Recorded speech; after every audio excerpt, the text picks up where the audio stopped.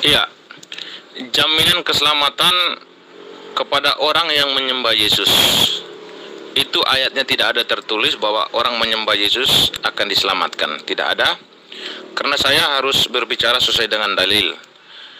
Orang yang diselamatkan itu harus mempercayai ajaran Yesus dan juga mempercayai kehendak Bapa. Apa yang dimaksud kehendak Bapa? Yaitu jangan melakukan dosa. Jadi orang yang percaya kepada Yesus dengan ajaran-ajarannya itu yang akan diselamatkan.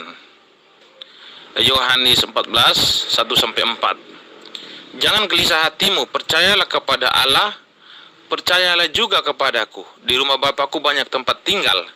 Jika tidak demikian, tentu aku mengatakannya kepadamu, sebab aku pergi ke situ untuk menyediakan tempat bagimu.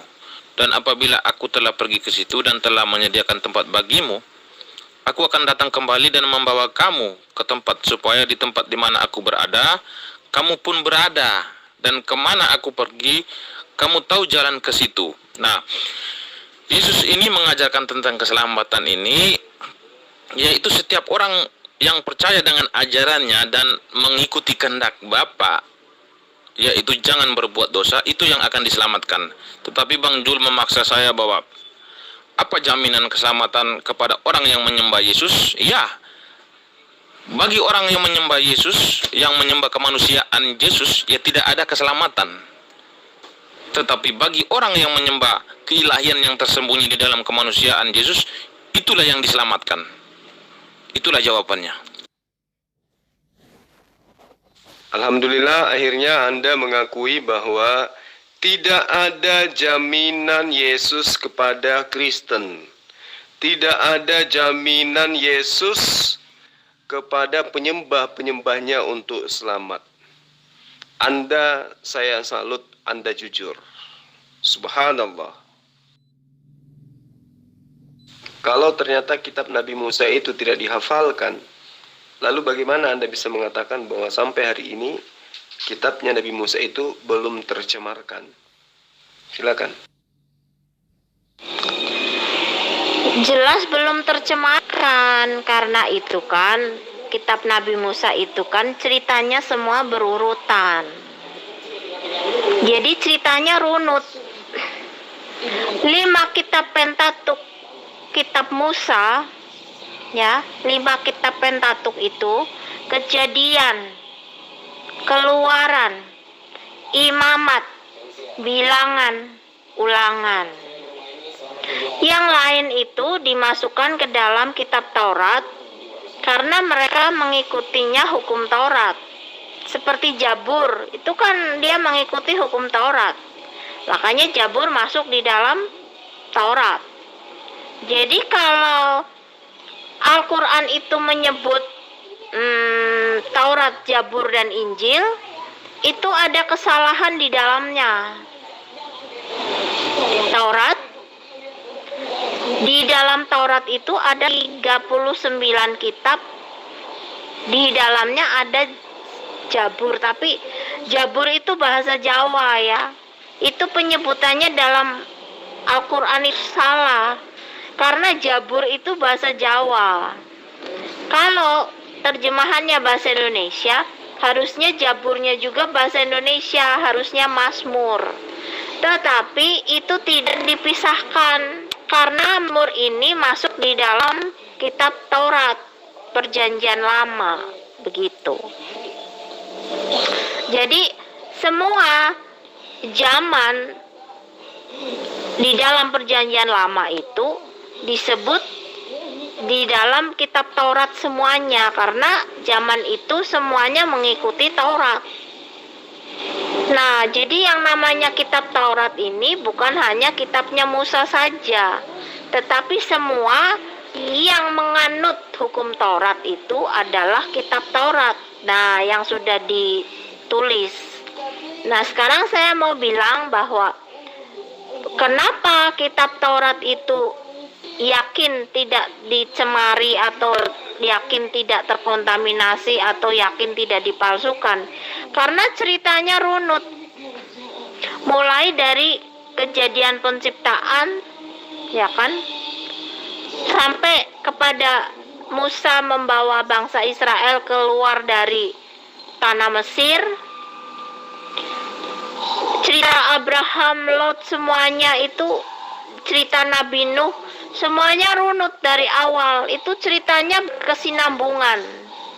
Jadi jika cerita itu berkesinambungan, ada yang memotong di tengah, itu ceritanya jadi hilang gitu. Itu akan kelihatan sekali kalau ceritanya bersambungan terus ada yang dipotong ya. Ini contohnya ada di Perjanjian Baru. Orang Muslim kan mengutip perkataan Yesus yang mengatakan kepada perempuan Kanaan yang meminta tolong kepada Yesus untuk anaknya bukan.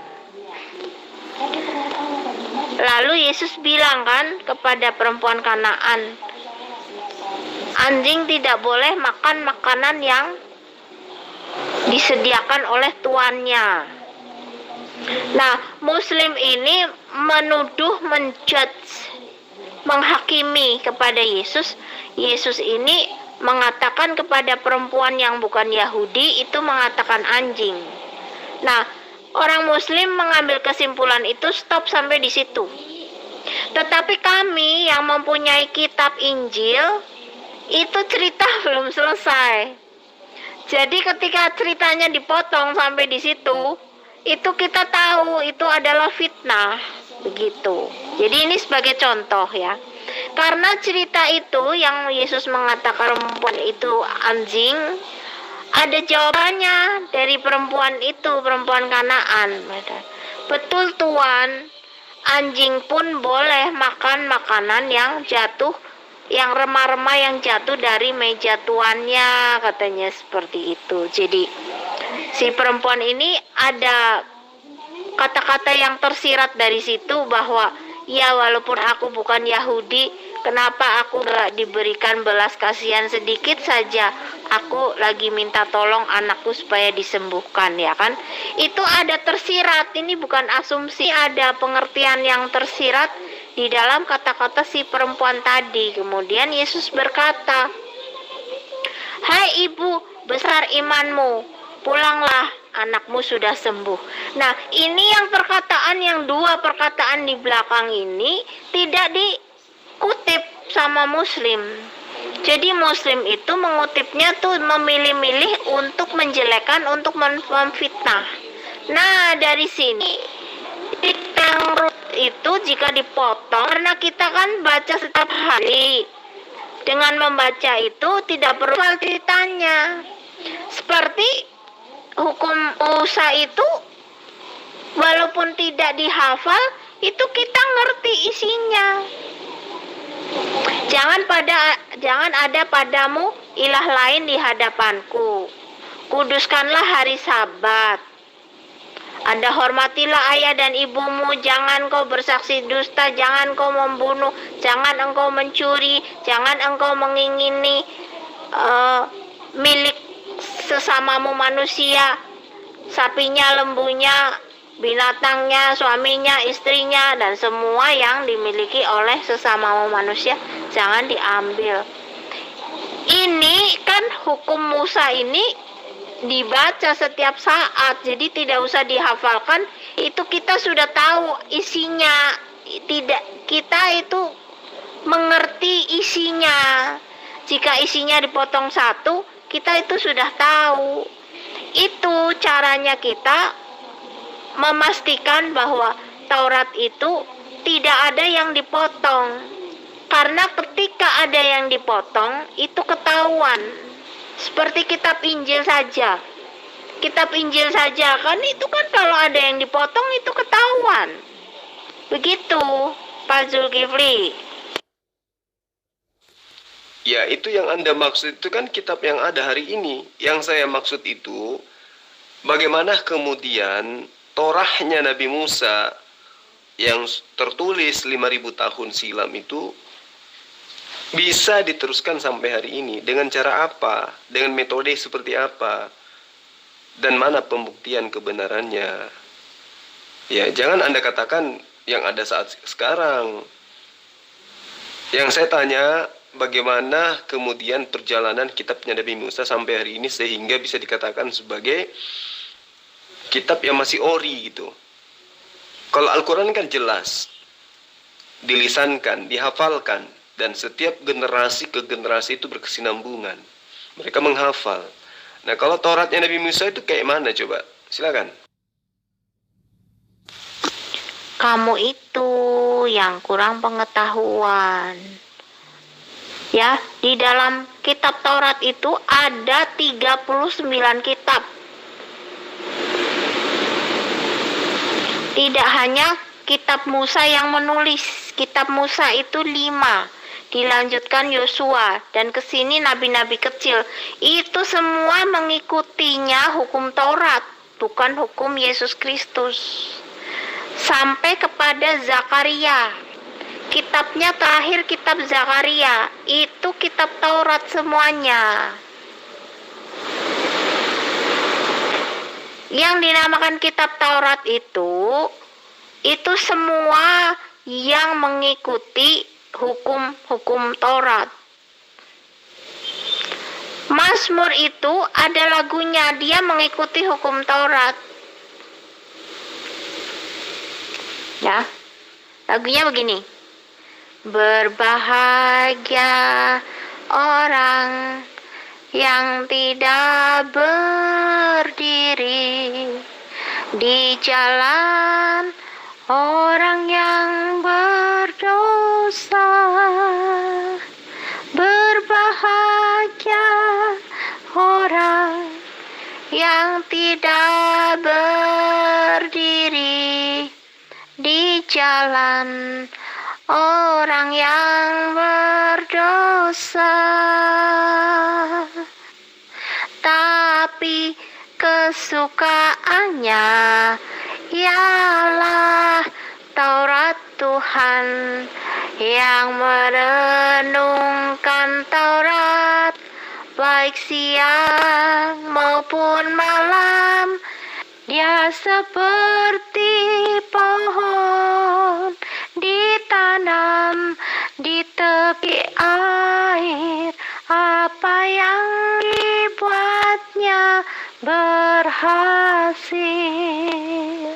Itu Mazmur pasal 1 ayat 1 sampai 3. Jadi Mazmur itu mengikuti peraturan hukum Taurat. Di dalam Mazmur itu perkataannya semua Taurat. Kamu yang tidak paham, mengerti? Anda paham atau tidak mengerti? Nyungsep saja. Itu yang kamu lihat hari ini.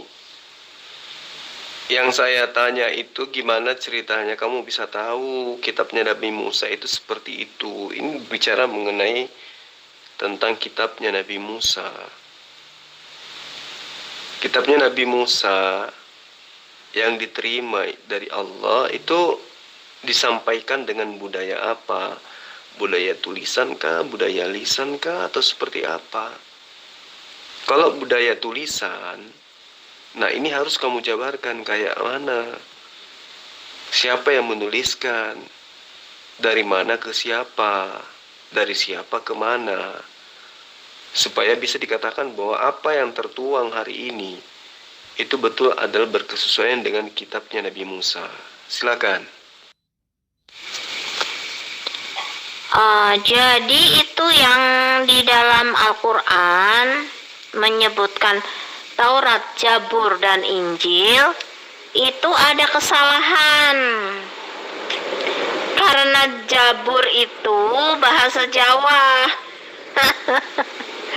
Tapi dimasukkan ke dalam terjemahan bahasa Indonesia. Seharusnya itu Taurat, Mazmur, dan Injil.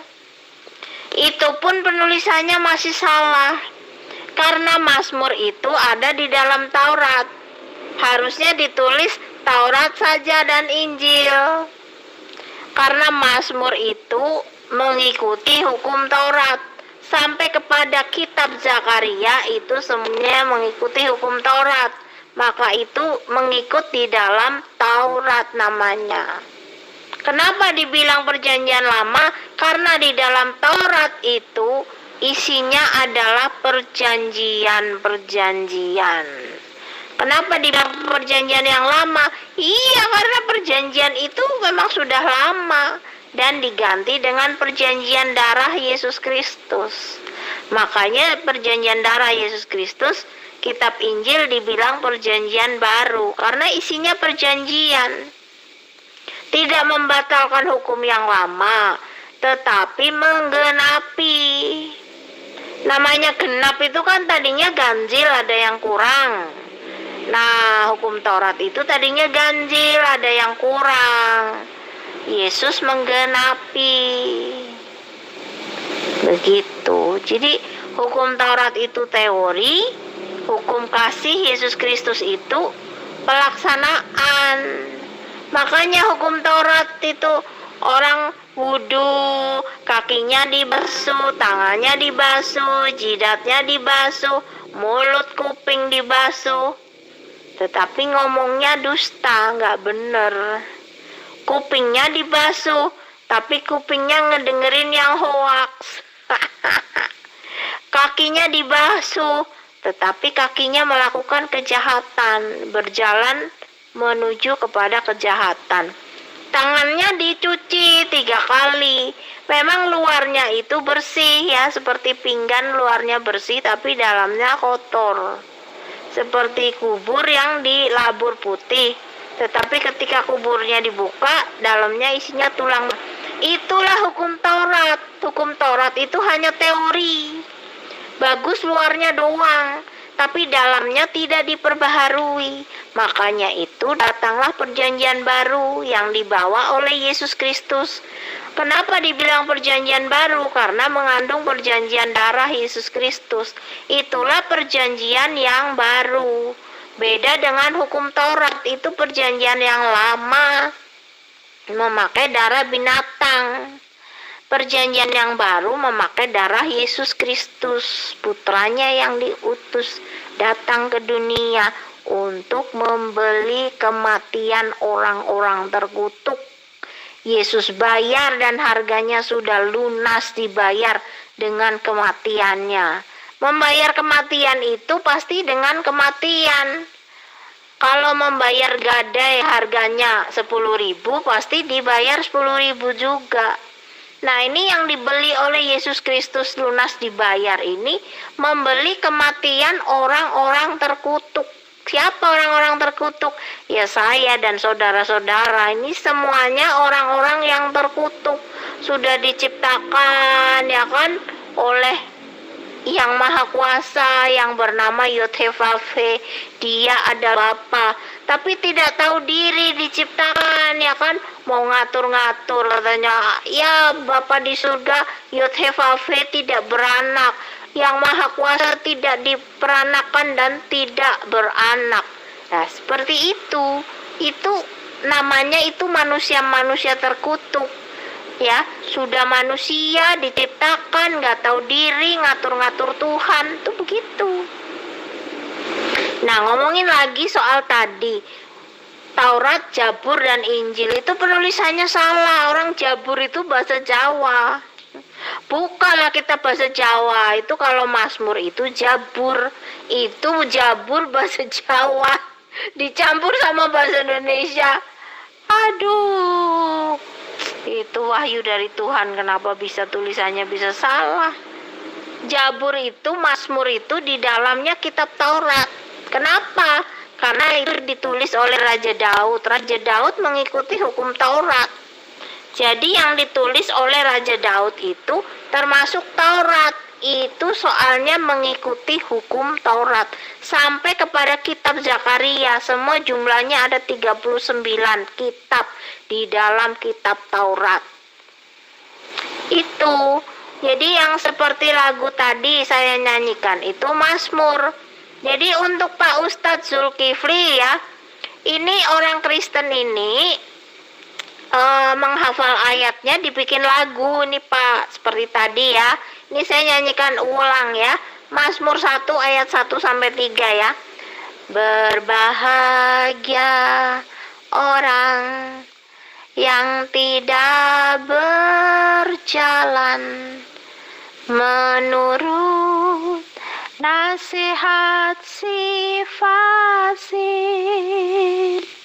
Berbahagia orang yang tidak berdiri di jalan orang yang berdosa,